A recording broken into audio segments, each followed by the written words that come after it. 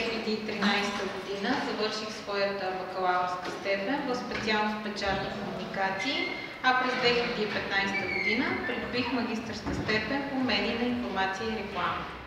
След придобиване на магистърската си степен се насочих към докторска програма книгознание, библиотекознание и библиография.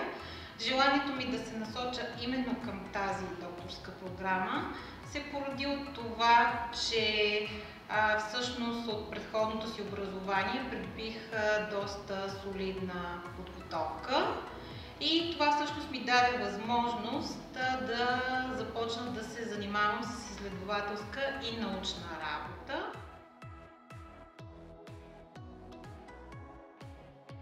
Наред с това, че трябва постоянно да разнообразявам и да обогатявам своите знания, непрекъснато ми се налага и да проявявам гъвкавост и креативност в подготовката си, както и в общуването си с студентите.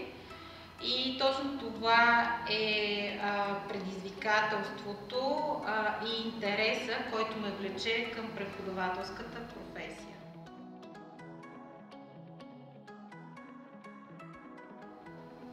Унибит, освен на първо място, че ми е дал образование, той ми даде и възможност за професионална реализация, за това да повярвам в своите знания и умения и да продължавам да се мотивирам и да се самоусъвършенствам. В същото време ми даде възможността да се науча на търпение, на толерантност и на дисциплина.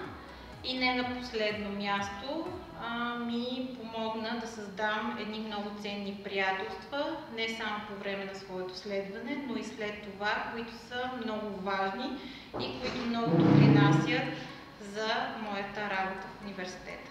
В момента съм ръководител на проект, чиято основна дейност е свързана с информационната грамотност и с дигитализацията. И в рамките на проекта е заложена визуализацията и дигитализацията на почетната книга на Унибит.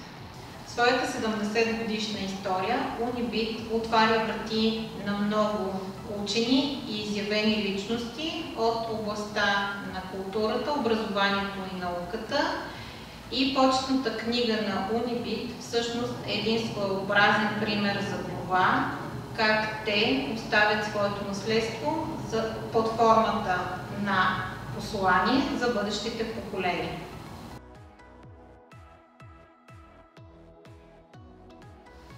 Посланието ми към настоящите студенти на Унибит е да не спират да търсят начини да се самоусъвършенстват, да се възползват максимално от знанията и от опита на своите преподаватели, да изпълняват съвестно задачите, които им се поставят, за да могат да придобият уменията, които в последствие да им дадат самочувствието за тяхната бъдеща успешна професионална реализация.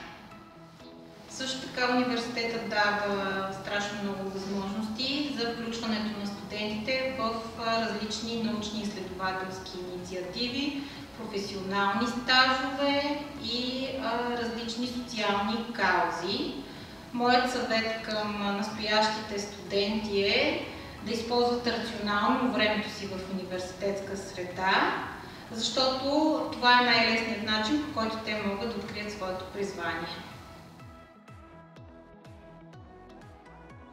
Препоръката ми към бъдещите кандидат-студенти е да изберат специалност от предлаганите в Унибит, защото мисия на нашия университет е да преподава по-точно на нашите студенти и младите хора традиция в науката, знания в иновациите и да дава възможност за развитие и за реализация.